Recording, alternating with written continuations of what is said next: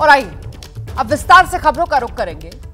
इस समय आपको बता दें, खबर बड़ी ये है, उत्तर प्रदेश में सियासी हलचल तेज है। राज्य के पूर्व मुख्यमंत्री, बीजेपी के दिग्गज नेता रहे कल्याण सिंह की दूसरी पुण्यतिथि है और इसे बीजेपी हिंदू गौरव दिवस के रूप में मना रही है। अलीगढ़ में इस मौके पर कार्यक्रम हो रहा है। केंद्रीय गृह मंत्री अमित शाह, रक्षा मंत्री राजनाथ सिंह, मुख्यमंत्री योगी आदित्यनाथ कार्यक्रम में शामिल हो रहे हैं। केंद्रीय मंत्री स्मृति ईरानी भी मौजूद हैं। उप मुख्यमंत्री केशव प्रसाद मौर्य से लेकर ब्रजेश पाठक तक तमाम बड़े नेता बीजेपी के प्रदेश के, केंद्र के, वो यहां मौजूद हैं अलीगढ़ में।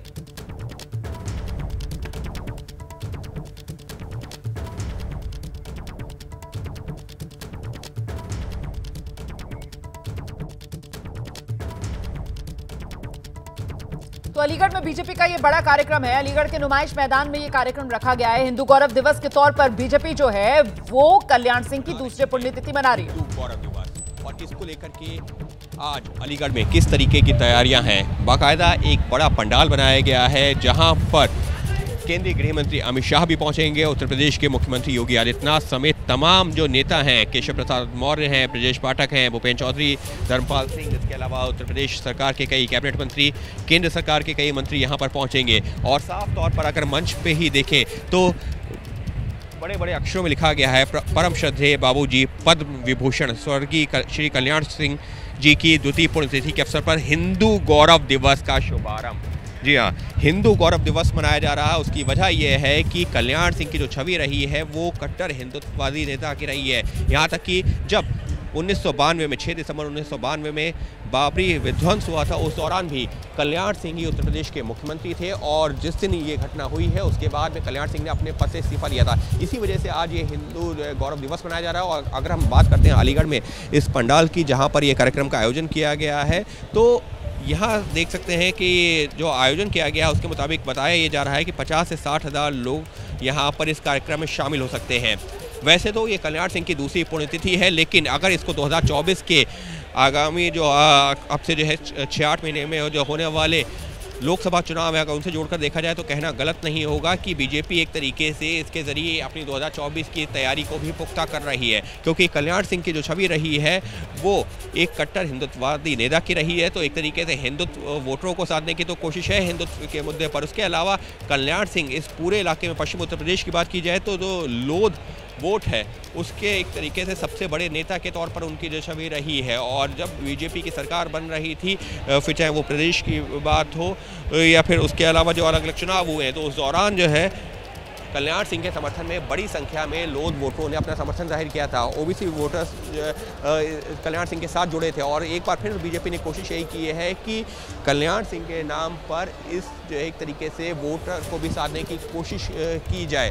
क्योंकि पिछले लोकसभा चुनाव की बात की जाए तो प्रदेश में बीजेपी जो 16 सीटें हारी थी, उनमें से जो 6 से 7 सीटें ऐसी थी जो कि इस इलाके से आती हैं। और इसी वजह से तो अलीगढ़ में जो कार्यक्रम स्थल है वहां से हमारे सहयोगी अंकित गुप्ता की ये रिपोर्ट आप देख रहे थे। ये तस्वीरें भी आप देख रहे हैं। बीजेपी के दिग्गज नेता रहे कल्याण सिंह की दूसरे पुण्यतिथि का मौका है, जिसे बीजेपी आज हिंदू गौरव दिवस के तौर पर मना रही है। और इसी मौके पर यह बड़ा कार्यक्रम जो उत्तर प्रदेश के शहर अलीगढ़ के नुमाइश मैदान में रखा गया है और कुछ ही देर में यहां पर बीजेपी के तमाम बड़े नेता, कद्दावर नेता पहुंचेंगे। मौका चुनावी साल का है, 2024 में देश का चुनाव होना है और इसको लेकर उत्तर प्रदेश जैसा सियासी राज्य जिसकी केंद्र की राजनीति में अहमियत इसलिए बढ़ जाती है क्योंकि 80 लोकसभा सीटें इसी उत्तर प्रदेश से आती हैं और ऐसे में बीजेपी की तरफ से जोर पूरा लगाया जा रहा है। 80 में 80, यही वो टारगेट जिसको लेकर बीजेपी इस बार आगे बढ़ रही है। और ऐसे में उन्हीं कोशिशों से जोड़कर बीजेपी के इस कार्यक्रम को भी देखा जा रहा है। दूसरी पुण्यतिथि आज कल्याण सिंह की और इसे बीजेपी की तरफ से हिंदू गौरव दिवस के तौर पर मनाया जा रहा है। कल्याण सिंह, आपको बता दें, 1991 में बीजेपी की सरकार का चेहरा कल्याण सिंह बीजेपी का ओबीसी चेहरा रहे। लोधी समाज से कल्याण सिंह आते हैं और सीधे आपको लेकर चलेंगे इस वक्त कार्यक्रम स्थल से। हमारे सहयोगी अंकित गुप्ता हमारे साथ जुड़ गए हैं। जरा जानते हैं अंकित गुप्ता से, यहां नेताओं के पहुंचने का सिलसिला कब तक शुरू होगा अंकित, और किस तरीके का जमावड़ा आप लोगों का देख रहे हैं इस समय कार्यक्रम में शिरकत करने के लिए? रोमन, आपसे करीब 1 घंटे बाद जो तमाम बड़े नेता है वो यहाँ पहुंचने शुरू हो जाएंगे, लेकिन पहले आपको एक तैयारी दिखा देते हैं कि ये कार्यक्रम इतना महत्वपूर्ण क्यों है। देखिए, जिस बात का आपने जिक्र किया ना कि कल्याण सिंह जो है पूर्व मुख्यमंत्री तो रहे उत्तर प्रदेश के, लेकिन ओबीसी के एक बड़े नेता और जो लोध वोट है खासतौर पर पश्चिमी उत्तर प्रदेश में और इस अलीगढ़ और इसके आसपास की बेल्ट में, यहाँ पर जो है वो एक मेजर फैक्टर जो है रहे हैं कल्याण सिंह जब वो बीजेपी के साथ थे, और बीजेपी को ये बखूबी पता है। इसी वजह से यहाँ पर ये जो कार्यक्रम है इसको नाम दिया गया है हिंदू गौरव दिवस का। हिंदू गौरव दिवस क्यों? क्योंकि समझा जा सकता है कि जो ये राम मंदिर आंदोलन हुआ है, कल्याण सिंह उसका भी एक बड़ा चेहरा रहे, यानी कि उस मामले में एक आरोपी के तौर पर भी यहाँ तक कि उनका नाम सामने आया था।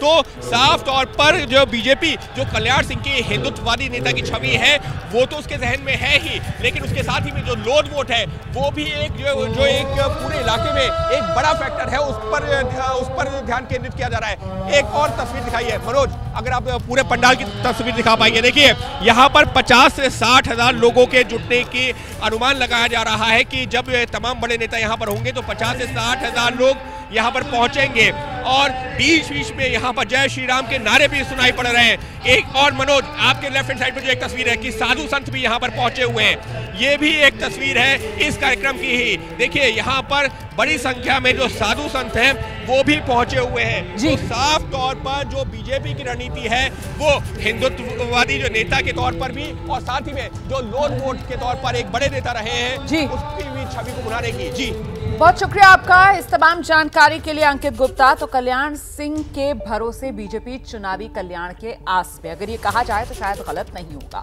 आगे बढ़ रहे हैं, अगली बड़ी खबर का रुख कर रहे हैं दिल्ली।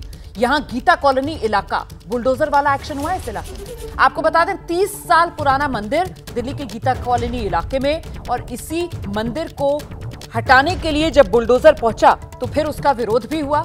सरकारी जमीन पर यह मंदिर बना हुआ है और इसी वजह से यहां पर बुलडोजर पहुंचा। इस अतिक्रमण को हटाने के लिए पीडब्ल्यूडी की तरफ से यह कार्रवाई नोटिस के जरिए पहले ही जानकारी दे दी गई थी, ये भी कहा गया है पीडब्ल्यूडी की तरफ से। और 150 की जगह 30 गज में ही ये मंदिर रहेगा, मतलब आसपास की जमीन पर कब्जा करके मंदिर का फैलाव किया गया, और इसी वजह से ये बुलडोजर वाला एक्शन जरूरी। जो तमाम दलीलें पीडब्ल्यूडी की तरफ से दी गई हैं वो मैं आपको इस समय बता रही हूं। के गीता कॉलोनी में बुलडोजर एक्शन, अवैध निर्माण पर कार्रवाई प्रशासन की तरफ से की गई है। जहां इस वक्त हम लोग मौजूद हैं, ये गीता कॉलोनी का इलाका है। 30 साल पुराना साईं मंदिर है। जरा तस्वीरें आप देखिए। मंदिर के आगे का हिस्सा जो था वो अवैध था, जिसको लेकर नोटिस जो है वो जारी कर दिया गया था। 1 महीने पहले इसको लेकर नोटिस दिया गया था और ये भी कहा गया था कि इसको खाली कर दीजिए आगे की तरफ से, क्योंकि इस पर कार्रवाई की जाएगी। जो अवैध हिस्सा है उसको हटाया जाएगा।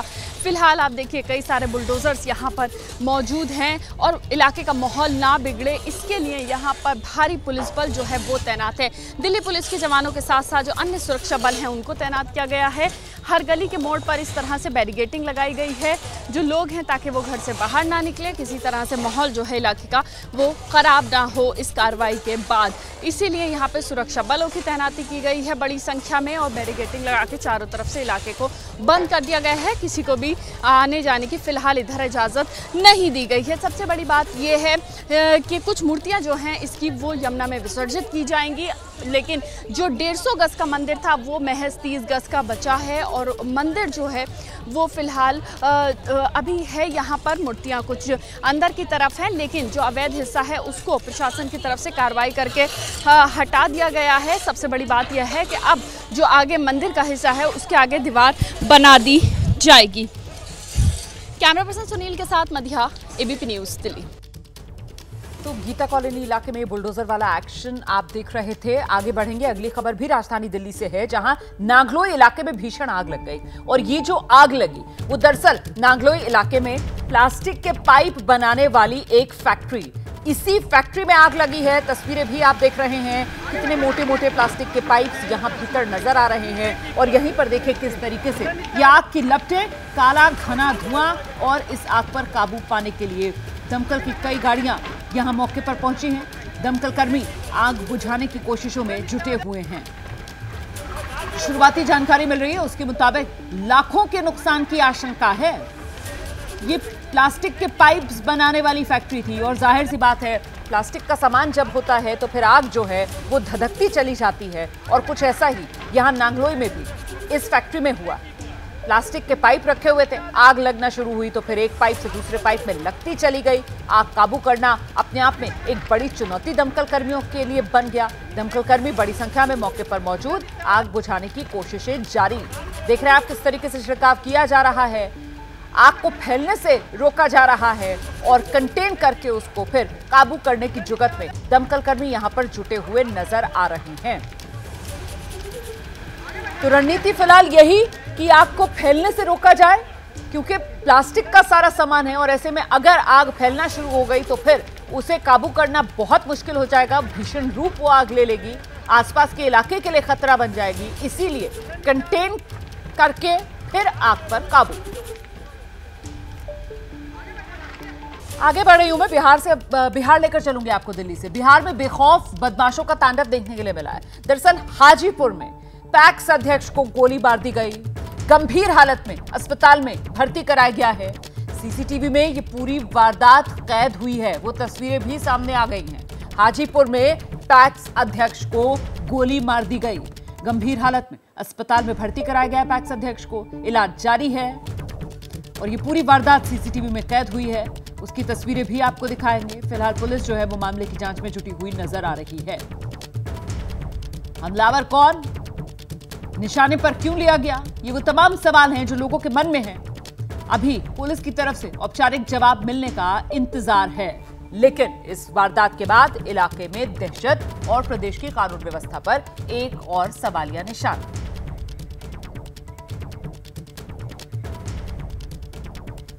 देखिए, जम्मू कश्मीर के पुलवामा में आतंकवादियों के साथ मुठभेड़ की बड़ी खबर है। इसके बारे में डिटेल्स आपको देते हैं।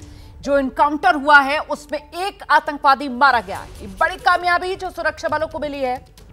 जम्मू कश्मीर के पुलवामा में आतंकवादियों के साथ मुठभेड़, जिसमें सुरक्षा बलों को कामयाबी मिली है। एक आतंकवादी मारा गया है। इस पूरे इलाके में सुरक्षा बलों ने फिलहाल कॉर्डन ऑफ करके इलाके को सर्च ऑपरेशन अपना जारी रखा है।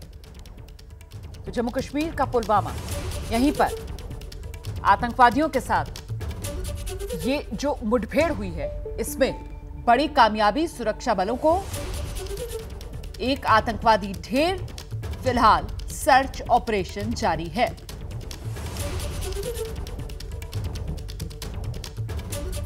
और एक और बड़ी खबर यह भी है कि भारत पाक सीमा पर तस्करों से इनकाउंटर हुआ है। बीएसएफ और नशा तस्करों के बीच फायरिंग हुई है। फायरिंग में 2 पाकिस्तानी तस्कर अरेस्ट किए गए हैं।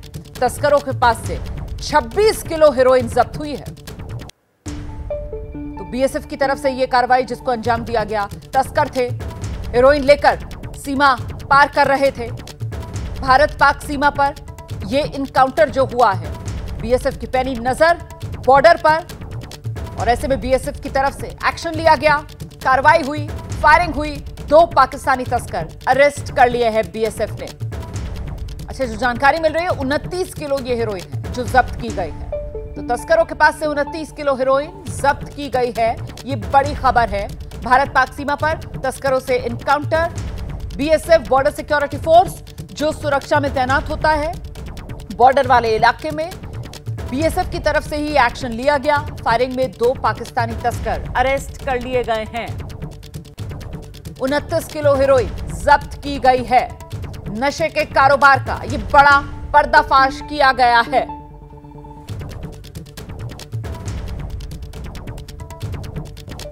आगे बढ़े हम। मुंबई पुणे एक्सप्रेसवे पर बड़ा हादसा हुआ है। 5 कारों की टक्कर हो गई है, जिसमें 2 लोगों की मौत की खबर है। दरअसल हाईवे पर एक कंटेनर पलटा। कंटेनर के पलटने की वजह से ही यह हादसा हुआ। एक के बाद एक गाड़ियों की टक्कर होती चली गई। इस हादसे में 2 लोगों की मौत, 4 घायल भी हुए हैं जिन्हें अस्पताल में भर्ती कराया गया। ये तस्वीर आपके सामने है, आप देख सकते हैं इस तस्वीर को देखकर कितना भीषण ये हादसा रहा होगा।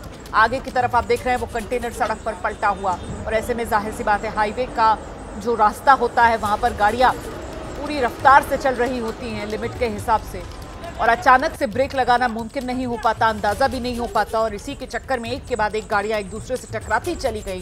5 कारों के बीच ये टक्कर होती चली गई। 2 लोगों की मौके पर ही मौत हो गई है। इस गाड़ी का हाल देखिए आप, अंदाजा लगाना मुश्किल कौन सी ये गाड़ी रही होगी, कितनी भीषण ये टक्कर रही होगी, वो आप जरूर देख सकते हैं इस गाड़ी को देखकर। बाकायदा एक के ऊपर एक चढ़ी हुई भी गाड़ियां नजर आ रही। पत्रकारिता कोई इमोशन नहीं है, ना अपना कोई ज्ञान देना है और ना कोई विचार थोपना है। पत्रकारिता क्या है? पत्रकारिता का मतलब है सही जानकारी इकट्ठा करना और तथ्य बताना। पत्रकारिता आज जितने महत्वपूर्ण दौर में है, शायद पहले नहीं थी। इस दौर से निकलने के लिए सिर्फ सच दिखाने की जरूरत है, वो सच जो आपके हित को आगे रखे। इसलिए अब रात 9 बजे प्राइम टाइम नहीं होगा, ये आपका टाइम है। जगविंदर पटियाल के साथ देखिए पब्लिक इंटरेस्ट, सोमवार से शुक्रवार रात 9 बजे सिर्फ एबीपी न्यूज पर। एबीपी न्यूज आपको रखे आगे।